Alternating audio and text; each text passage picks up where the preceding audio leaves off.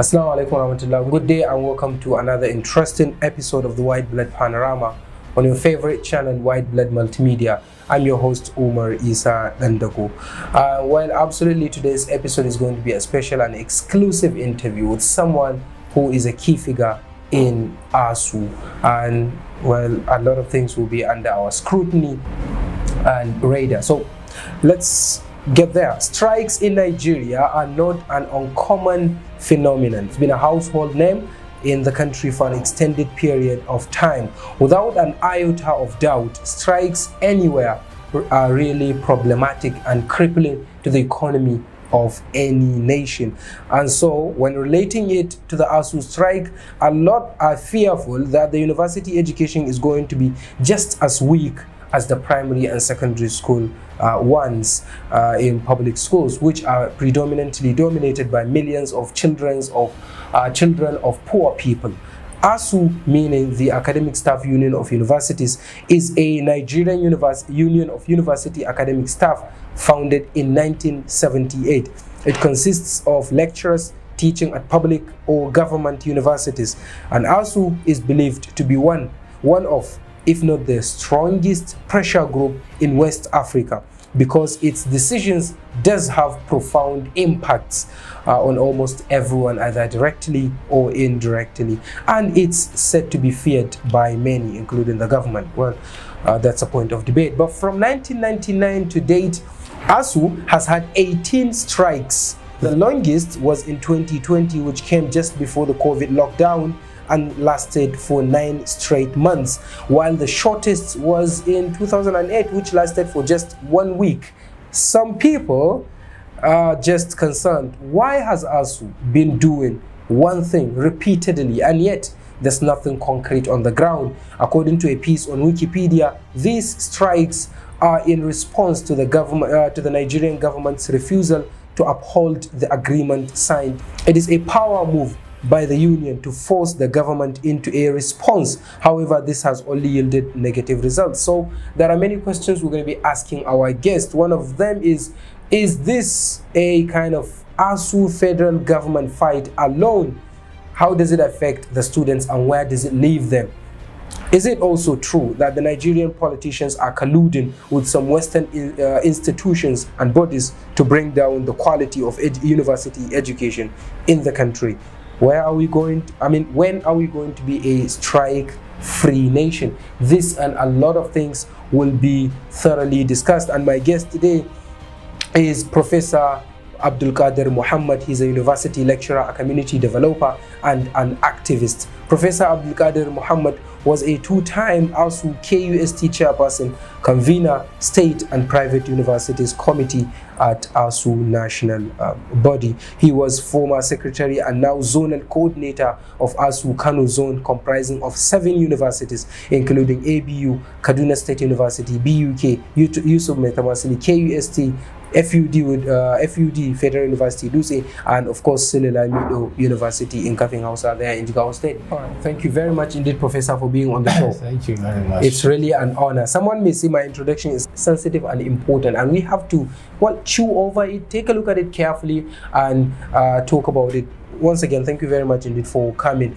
To kick us all off, Professor, in the morning I came across a piece. It's an extract on Wikipedia from a paper published in 2015 by Adav Bile, J.A.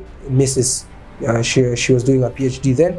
And then at the Department of Vocational and Technical Education, Faculty of Education, Ambrose Ali University, Ekpoma, Edo State.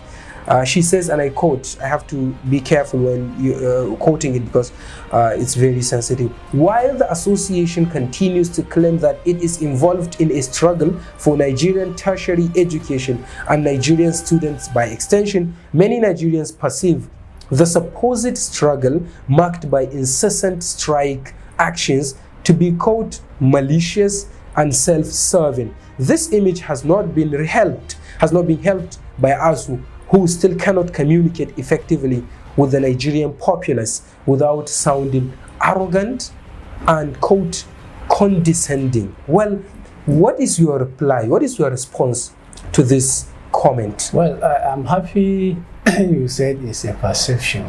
It's an individual perception. And I want to add it up with your opening remarks on the issue of the strike. On the contrary, to us as members of the Academic Staff Union of the universities, the intellectual arm of the country, we do not perceive strike as negativity. Yes, on the contrary, today the public universities are still standing because of the strike. Because you cited the examples of the public primary and secondary educations, where today most people have completely lost confidence in them. And many of us have decided to take their children to private primary school or private secondary schools, because many of us, including you, so your children are I said many. Many of us. Many of us. You included? Yes, my children are attending a public primary school. But it's a very few. It's a public primary school provided by an institution, not the normal primary schools that we have. I attended Andago Primary School. You attended. I attended a primary school in a local government, in Bagway Primary School. That is where I attended. But your children are attending a kind of different primary school. Because the standard there, I cannot afford to take my child to that school today. In fact, let me tell you, while we are in primary school, there was another policy, and that school has to be closed for a particular period. We were taken to another primary school, which is about 6 kilometers away from Bagway town. And when we went there, we had to check the quality of teachers, the quality of facilities, and what have you. We are not different from what we left in Bagway. We are not different from what we get in Kano Municipal at that time. My father was transferred as a civil servant from Kano City down to the Zendo-Akintofa local government. And we had to transfer all along, all of us. And we were transferred to that primary school, and we did not see any difference. Today, that background is what took us to where we are today. But I don't think any one of us today will take that risk, because we have allowed the primary schools, we have allowed the secondary schools to die, because perhaps those who are working there did not perceive that they actually need to fight to ensure for the sustenance of the standard of those facilities. Perhaps if they have the capacity and the strength to have focus on what we are doing, today our public primary schools and what have you have been different. Today, if we have decided as an academic staff of universities from the late 90s, early 90s, if we have decided to let the rot and decay in the universities to have continued, the public universities today perhaps will have a history. At that time, there were only 2 issues there to decide. Whether for us to sit down, remain docile, and allow the system to completely collapse, or the other option is for us to leave. A lot of our colleagues then were leaving Nigerian universities to other countries. And they're doing well there. And they are doing well. The other option is for us, no, rather than living, which is not good, which is not patriotic, is for us to remain. Let us ensure we fight it together, salvage the system. And that was what brought about this issue of the ASUU Federal Government Agreement. In the 70s, before the transformation of this union, our focus then was just about our welfare. Give us better salary, we'll continue to teach, even if it is under the tree. But we realize that we cannot be able, our role is not only to be fair salaries. We are to ensure the socio-economic development of this country. And you cannot function well with a good salary without a better working condition. So for ourselves, for our students, and what have you. And because of that, that was the beginning of this agitation. And when we engaged the then military dictatorship, the government said, no, we don't have money. Which one? The Sani Abacha one or the Babangida? Even from Babangida time down to Sani Abacha, early 90s. They said they don't have the resources to fund our universities. And I think there was a kind of misunderstanding between your organization, your association, and Abacha's administration. I mean, regime. It's not a misunderstanding. It's the same thing now. Okay. It's about this agitation. I'm trying to give you the background. Okay. We started and we said that, look, we can help you.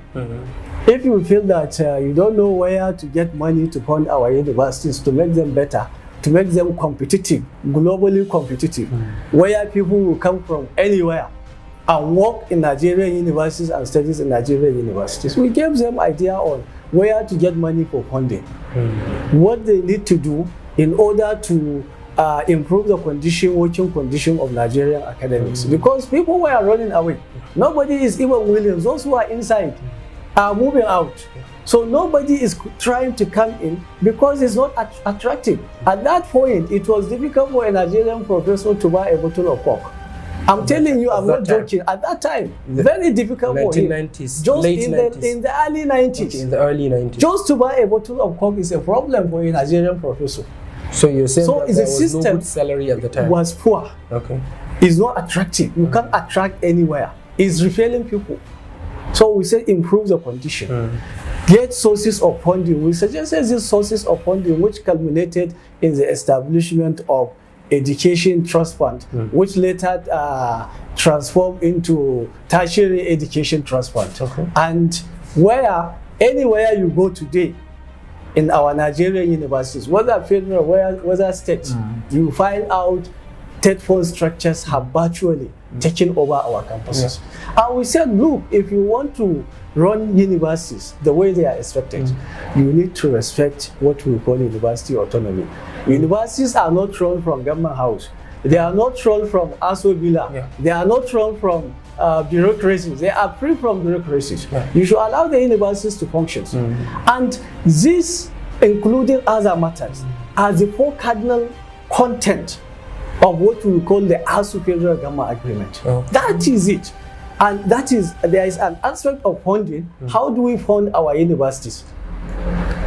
How do we provide money so that these universities can be improved to international standard? How do we address the issue of condition of service of the teachers so that nobody will leave, people can come in? And how do we ensure that the universities are operated the way they are operated world over?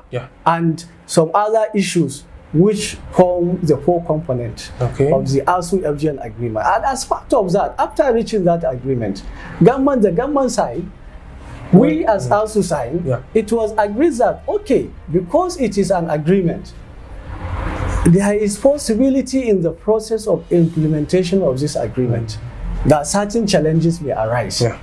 And more so on the aspect of the condition of service, because of this issue of inflation.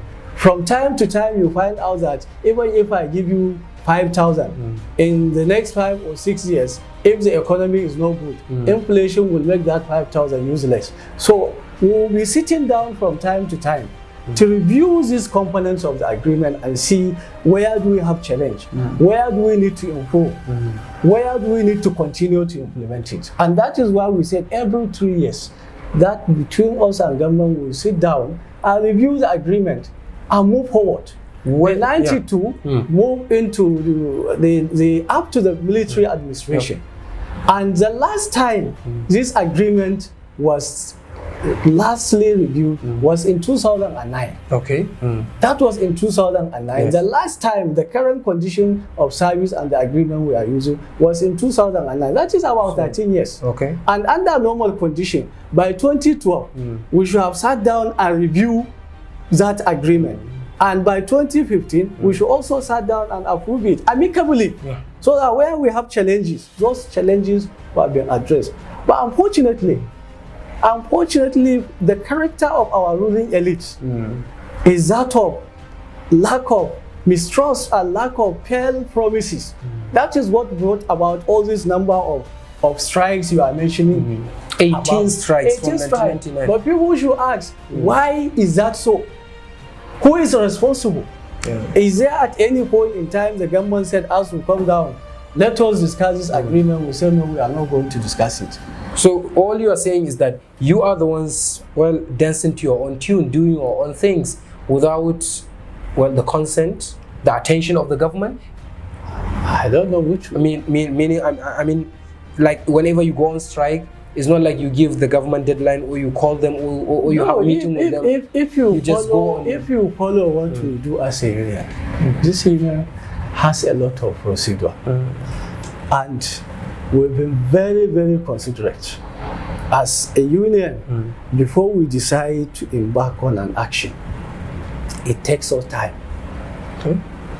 We follow procedures. That is why you see when people say this strike, the first question we ask, is it legal? If it is not legal, all of us by now would have been in prison. We have breached. So you have a constitutional backing. The laws of the land, but it's legal. The International Labour Laws Convention has agreed that people can strike. I'm an employer, but I'm not a slave. But beside that, before you do that, there are procedures which you have to follow. You cannot just wake up just today and say that I'm not going to work.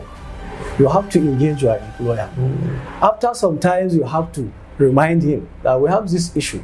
Before you even declare an industrial dispute. After that, you give notice. And let me tell you, we suspended the last strike you said we went in 2020. Yeah. When we suspended that strike, but up to the time, last year, that is in 2020, when we issued the first strike notice in September, government has not done anything. Even those issues they said they will address in 1 week, they didn't address them. The one they will address in 6 weeks, they have not done anything. So we say that there is a double standard from the side of the government? Very, if you can call it that. Okay. Government has not been responsive. They have not been responsive. They have not shown the type of leadership they are expected to show as leaders of people. Because when you said, I want to do this, you need to do it. And once you agree that you want to do, we didn't put gun on the head of government to agree to what they said they would do. And people must know that the people who are on the part of the government are seasoned technocrats, highly educated people, including professors and what have you. So people must know that it's not true. It's not true. In fact, it's disrespectful. Okay. For people to say that we forced government to sign the agreement. I was worried when I heard that the Senate President was saying that the 2009 agreement was signed in error. It's highly unfortunate for somebody how like did you him. react to him?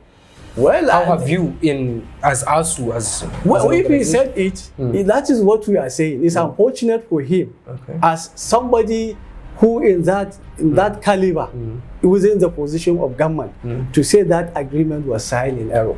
Okay. Looking at the caliber of people who sat and represented the government team, for us to be able to sit down and bring an agreement that has been meticulously agreed, and after 13 years, when government refused deliberately to implement that agreement, and for somebody of that caliber to tell you that that agreement was signed in error, is telling you that we are in a very serious problem in this country. Let me tell you this. When there was an administration that came, there was serious agitation in the Niger Delta, and they sat and had an agreement with those people, and that government implemented most of the components on how to address the issue of insecurity and insurgency in that place. But your case is a different one. What is different? Yours is not posing any security threat to the country, to the national security of the country. So you mean if people did not go to school, these people like me and you, you think we can carry gun and kill people? Well, you think we can do it? Well, you say it to the public. How is it? If somebody like me, can I do it? I can't because of my level of education. Yes, of course. So those people who are today as bandits, has been doing Boko Haram, kidnappings, all these social vices, go and look at their educational background. It's a product of poor education. It's because we have failed to invest. That is what we are fighting. So you're saying that is what we are telling government. What we are seeing today, this issue of rising insecurity, is a product of our abject neglect to education, not only university education, the primary education, the secondary education, and the tertiary education. Okay, Prof, let's move on. We've got a lot of questions to take. How would you convince students, university students, some of whom are your children and grandchildren, if I could say, that you are on this strike, you are in it all like together for the benefit of them, for their own very benefit? How would you convince them that yes, this strike that we're doing is for you, not for us? We have convinced many. Yes, it seems like they don't have much information. Those with the capacity to understand. And part of this discussion we are doing is part of the continuous education, not only of the students, but of the public. Let me give you this. People said, yes, we've spent 6 years in a program and supposed to spend 4 years. You have elongated our graduation period. You are playing with our future, this and that. But with all this thing we are doing, 80% of them will not even aspire to look at the gate of universities. Why? Because they cannot afford. One of the core issues which drag this renegotiation when Babalakin was the chairman of the federal government renegotiation team, was the issue of the tuition fee. All along, this union has been resisting. We have been resisting, and we will continue to resist the introduction of tuition in Nigerian universities. So it's true that Nigerian universities are going to be privatized? Is it true? If we have left it, without ASUU today, most of these universities will have become a private-owned institutions. Which means students have to pay like 300,000 naira? No, not 300. Private universities, we have to pay over 1 million, 650,000. How many of our colleagues, how many of our students can do it? What they are paying today, even today in BUK, in other universities, how much are they paying? If we have allowed universities to be charging 350,000 per session or 500,000, those people who are saying you have elongated, they will not even look at the gate of the universities. Because they wouldn't afford They cannot afford. How many people can afford? It's a fact, it's a reality. Look at the poverty level in this country. In my university, is one of the universities that is charging least fees. It's a state-owned university. But every season, as a union, we have to levy ourselves. We tax ourselves monthly. I contribute money or from the graduate assistant to a professor in that university.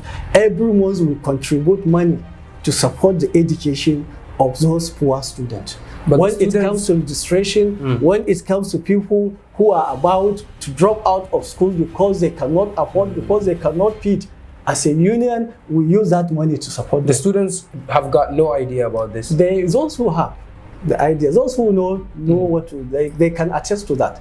But that to tell you, even at the individual level, and to tell you the level we are. People are so poor in this country. Today, people are struggling to eat half a meal, not even one full meal, half a meal. So when you ask them to go and pay 350, 450, and that is why today we have private universities in Kano, in other parts of the country. They are almost higher than the number of public universities. But by the time you go and compare the student population of those universities, they are not up to 10% of the number of students that we have in our public. You know why? People cannot afford.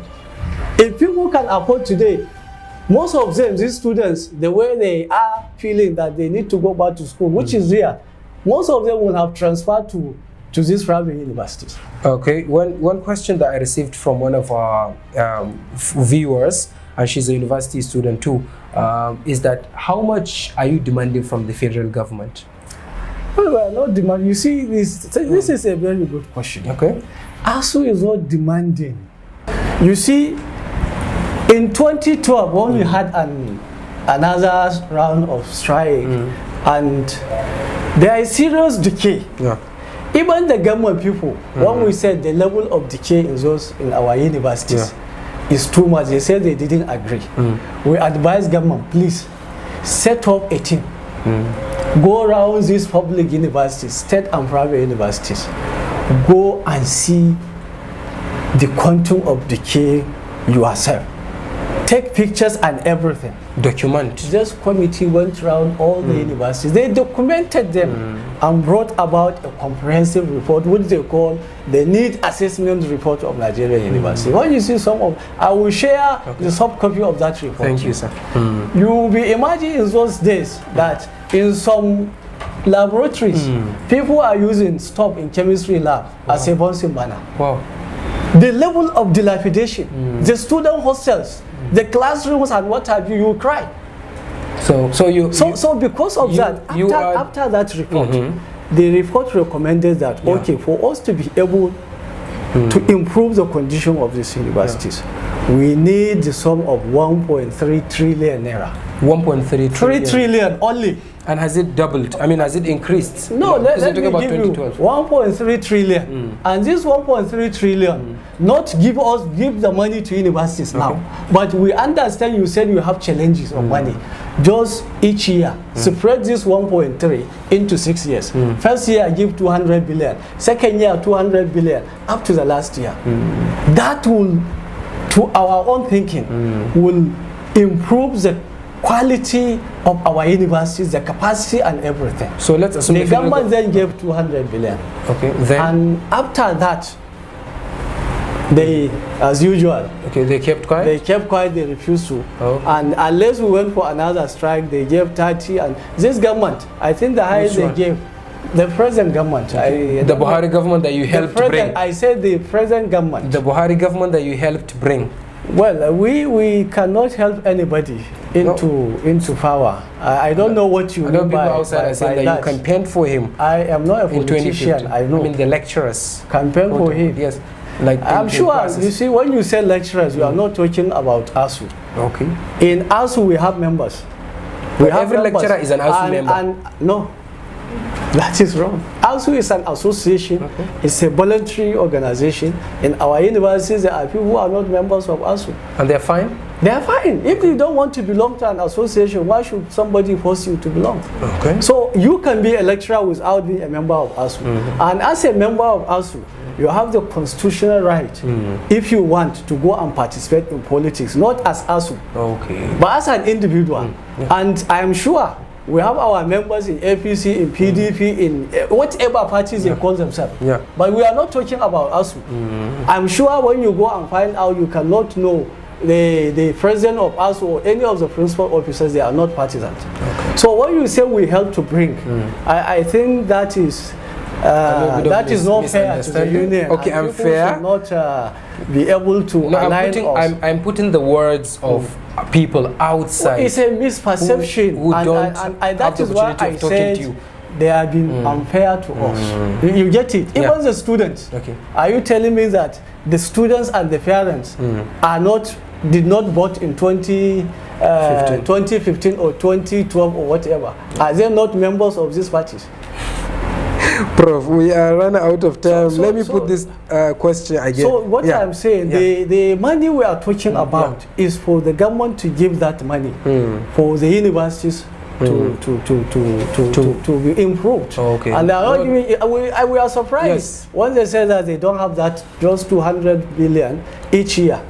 But an individual can just take away 80 billion naira as an individual in just one corner of the government. That's not an allegation, I suppose. Whatever. That's an allegation. Whatever. Okay. I didn't mention name, but it's everywhere. It's common. And it's the government has taken action. If the government can suspend somebody who has taken 80 billion naira alone, so not 8 million. So you're saying that 80 billion naira should have been like, well, if diverted to university. If an individual can have access to 80 billion, and look at the number of individuals that we have in government, I think if those monies have been properly channeled, not only to education, but to other sectors of the economy, to health, to security, and so many others, in infrastructure and what have you, this country would have been a different country. Prof, this one says, my question to ASUU is that what plan do they have for students? Because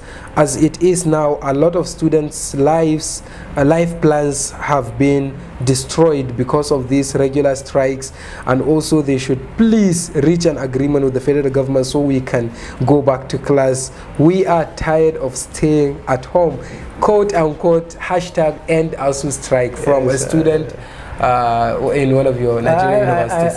I really sympathize with him, with our students, because we are there because they are there. Okay. They cannot. We are there. They are important stakeholders, and they are our closest people. Yeah. They are our children. They are our friends, and what have you. So, but you see, this play should go to government. I'm telling you, a serious government. A serious government will not allow this strike to last, to even take place. In September, we wanted to go on strike. Okay. We issued government notice, please do this because you have not fulfilled what you have promised. We gave them time up to December. By December, when we are about to take action, the Nigerian Interreligious Council, led by His Eminence, the Sultan, and the camp president came in and said, please, we want to intervene. They went and saw the president. They interacted. But up to this time, nothing has come out. So what we want is for them. I had the president appealing to ASUU. I felt it a little bit one kind. I feel to ASUU to do what? To come back to class without the government addressing the issues. The president should have given marching orders. As a commander-in-chief, is the president and commander-in-chief. We are not shooting guns. We are none. Yes. Give marching orders. Please go and address these issues. And that's it. That's all. If it is funding, is out the balance of the 1.3 trillion. What is the balance? Okay. Please go and pay this money. This agreement, the draft agreement, is there before government for the last 1 year. What is it? In fact, let me tell you, when we met the president ourselves, and when we started the strike, and when the president interacted with Nare, he gave orders to his chief of staff, the minister of education, and the minister of labor, that they should go and address this issue so that ASUU will not go on strike. But unfortunately, so who's the fault? It's not the fault of the president, because as you said, he gave the order, something like that. Well, if you are the head and you gave order, somebody refused to act. What does that mean? And you did not act also. Why are you the head? Finally, we got like 1.5 minutes to go. This one, Abubakar said, strike is an old-fashioned way. ASUU must come with different tactics and strategies that would make government to meet their own demands. In a few seconds, what do you... Well, you see, it's a perception. Repeating the same thing. When you say we are old-fashioned system, he is the one who is perceiving it that way. If we do things and it gives you result, because it's not old-fashioned. It seems like these strikes have not yielded positive results. If it has not yielded, go and ask the students of BUK. Go and ask the students of KUST. Where are the classrooms, the lecture halls, the hostels they are staying? Why are the lecturers still staying in the university? Without these strikes, people cannot even stay there. So you see, somebody cannot sit from outside to tell us that you must. So if he says we must, let him give us the option. Okay. You can't tell me, oh, you can't do this. Yeah, okay, I can't do it. I agree. Tell me what I will do. Show me the way. So you feel offended when people are commenting on you? We can't feel offended. We are intellectuals. We are used to criticism. Yeah, I know. And the nature of the academic environment, intellectual environment, is built on that. Good. We like comment. We take challenge. But when you challenge us, we can also tell you, okay, this is the best we do now. But if you have, we are open. Okay. We've been challenging Nigerians, those people who said strike is old-fashioned, to give us option. And they should know that as intellectuals, we can operate within the ambit of the law. We can't carry guns. Yeah, I know you can. We can, because but you that have is ideas. Intellectual. You get it? Yeah. 2, we cannot sit down, do what we call sit down look. If we do that, I don't think we can actually, God will not even allow us. So the best option we could do is to fight the lawful way. And this strike is lawful, is in the constitution of this country, is backed by the convention of the International Labour Organization, which Nigeria is a signatory. Okay.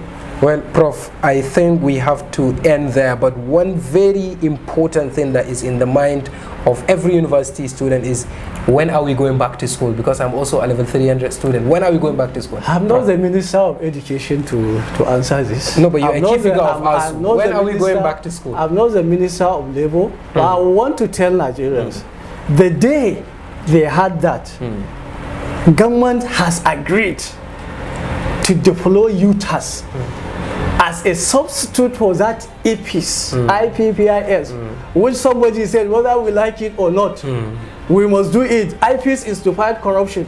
And today we have realized that that office is a center of corruption in Nigeria. Prof, when government agreed to deploy it's still UTAS, an allegation. It's still an allegation. When government has agreed that they want to deploy UTAS to pay our members' salary, when government agreed that they have signed this agreement and they will commence implementation, when government agreed that they will pass the law that empowers the NUC to regulate the operations of universities and what have you. The wins are too many. The wins are too many. I just mentioned three. Which means we are not going back next month or next week. These issues, like UTAS, yes, it has been assessed. How many times did you score 99.3% in your exams? Well, that's kind of secret. If you scored 99.3%, and I said you have failed, how will you take it? Oh, really? Everybody will take it as unfair. So it means, let me use this. UTAS is ready, is for government to say we agreed to deploy it. Let's sign this agreement. Then by the time Nigerians saw that, then there is a hope for our universities to be open. But because I'm telling you, yes, our members gave us a marching order. Please don't call this strike off until, don't even call us to consider the possibility of calling until this all strike, those demands until UTAS is deployed and until the 2009 agreement is renegotiated, signed and implemented. So aluta continuous. Thank you so much. As they say, aluta continua. Victoria Asata. Oh my God. Thank you very much indeed, Professor, it's a pleasure for being on the program. It's really a pleasure having you. Thank you. And we hope things are going to get better. We keep our fingers crossed. Inshallah. All right. Well, that's the end of the show. It's been really hot, a very hot interview with Professor Abdul Qadir. And thank you very much indeed for, to everyone that has contributed to the production of the program, on behalf of the CEOs, the big boss, Zainab Abdurrahman Meagogo. I am Umar Isa Dandugo saying goodbye and have a wonderful week ahead.